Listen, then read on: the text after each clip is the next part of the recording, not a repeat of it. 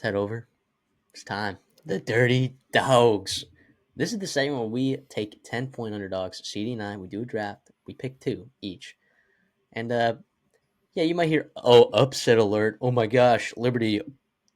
They're on Western Kentucky's on upset alert because they're 1 point favorites. No, none of that. When we talk about upsets on 30 dogs, we are talking about the stinkiest, the smelliest, the dirtiest of dogs. Okay, 10+ point underdogs is what the threshold is for us for them to qualify as being draftable. On the season, we are 11-37, which doesn't sound like a good record, but if you were to bet our dirty dogs the whole season, you'd be up 6 units. So, what can I say? I think we've been doing a great job so far. 12 weeks in the season. Let's keep it going.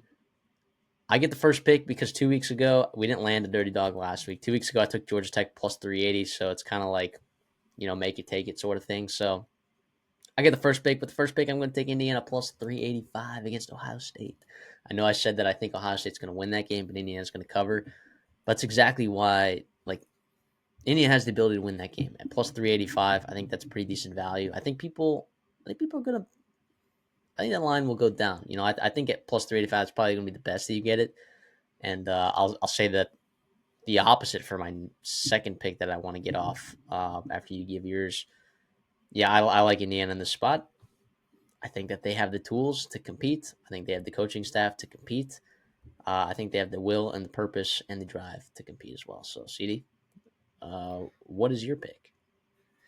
I mean, I'm taking an 0-10 team here. I'm going to go Kent State. They're 10-point dogs. They are plus 300. I know it's the minimum threshold, but they're 0-10, man. We were talking off air, man.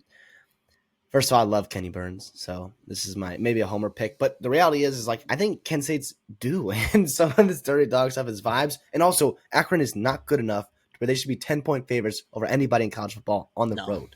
No. That's not good enough. So you're bringing Ulikowski in the lineup. I mean, Akron and Kent State, to me, you're looking at the statistical profile, you're looking at them, the eye test. They are similar football teams in terms of just awful. The bottom of the MAC in most things, turnover margin, awful as well. But Kent State lost to their FCS team, and Akron beat Colgate. And then Akron barely beat Eastern Michigan game. They probably got outplayed in because they jumped on them early. And Kent State, had a chance to beat Ball State, and they didn't. So, I guess, they kind of made it close there. Well, yeah, they kind of made it close at the end. But regardless, it's I just think they're due, man. And I think this is a spot where you give me a lot of times you're picking against bad football teams. And if you get a bad football team that's 10-point favorite, they have a real chance to lose that game. So give me Kent State plus 300. Also, Ulatowski was not playing in that St. Francis PA loss that they had early in the season. If he was playing, if they'd figured out that he was the guy, I would assume that if they played that game again, that they would probably win. Yeah, I like that. I like that a lot. I mean, basically, mostly for the reason that Akron shouldn't be 10-point favorites over anyone in the MAC, especially on the road. That's crazy. Feels like that's pretty good value right there. My second dirty dog is going to be one that's also plus 385. It's going to be Minnesota taking on Penn State. And I don't think Penn State's really passed my eye test a ton. I think their defense is really good, though, right? That's kind of the part that's scary, and defense a lot of times travels. But I think Max Brosmer, the Rutgers game, he wasn't perfect, right? But I think he's looked like a top half quarterback in the Big Ten. And Penn State has also had trouble running the football some. Not that I think Minnesota's front seven is all that good, because I've been a big proponent of thinking that Minnesota's front seven is not great, and they're not great tacklers, and they, struggle in certain aspects there. But I think Minnesota, I know that Rutgers game looked bad, okay, but I think that Minnesota can beat this Penn State football team. I think people are sleeping on it a little bit. This would be different if it was on the road, but Minnesota gets them at home. Man, in the Huntington Bank, I think it's going to be packed there. You could probably attest to this better than me, but I have a feeling that it's going to be packed early, and students might be clamoring to get those first deck seats.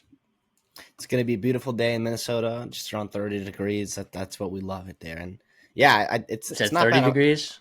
Yeah, love that. So it's what's the crazy part is, well, it's a great part. I'm glad you did it, and I didn't, because I thought about it, but you've also been good on your dirty dogs, and I have not. So That's a good omen for us Gophers up there. But yeah, listen, I don't think it's crazy. I don't think it's crazy to say Max Brosmer is a better quarterback than Drew Lar. And I don't know how many people had that on their bingo card early in the season, but I think here we've been high on Max Brosmer for a long time, and it's coming to fruition here. I think the Rutgers game was iffy, but yeah, this is an absolute spot. Penn State can't lose this football game.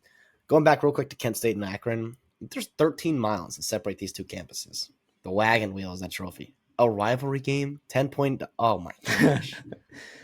Two. I love What's it? that. I What? might throw a side bet. I can't say plus 300. Not gonna lie. Now that you're talking me into it, but It's Tuesday. It's tonight too. Tuesday night. We're recording this Tuesday morning. So I love it. I love it. My last dirty dog here. I'm going to the Big 12, and I like Arizona. Plus 12.5. They're I guess plus 360 money line is what we'll be taking here. But yeah, I think it's this Arizona team is interesting. They've been up and down, more so down than up. And TCU to me is a team I just still don't trust, even at home here. And I know they've been playing okay football recently, but I think Arizona can be dangerous. I was really impressed with how they came back and responded last week against the Houston football team that had been playing good football as of late. And if you get that defensive performance, if you get Fafita and Quill Conley and McMillan, you got your stars playing well, you can go into Fort Worth there and get a win. And yeah, TCU, has some, good wins, I guess. You beat a Texas Tech team, which is a big win. You beat a Kansas team that's all of a sudden looking like a better win now. But you also have tough losses. And, you got blown up by SMU and you kind of handled by Houston and Baylor beats you, even though Baylor's playing good football. But yeah, I think this is pretty good value here in terms of, chances of Arizona getting a win here. Plus three, sorry, what did I say? plus Plus 360. 360. Yeah. Yeah, something that has to happen that hasn't really happened a lot this season is Arizona's got to hold up in that secondary. Which is part of the big loss of losing Johnny Nansen to Texas was that he had that secondary buzzing, right? And you lose a lot of talent. I know you lose your talent and your coach that specializes in the secondary. It's going to be a tough time, right? So, but I don't hate. I think there were a lot of options this week, dude. There are a lot of 10+ point underdogs that I think we both looked at and were like, yeah, there's a lot of stuff out there. UConn playing against Syracuse. Syracuse is in a big look ahead spot. I don't know. I just saying things. I'm just saying things, but yeah, this Dirty Dogs this week. Good luck to us. Good luck to us.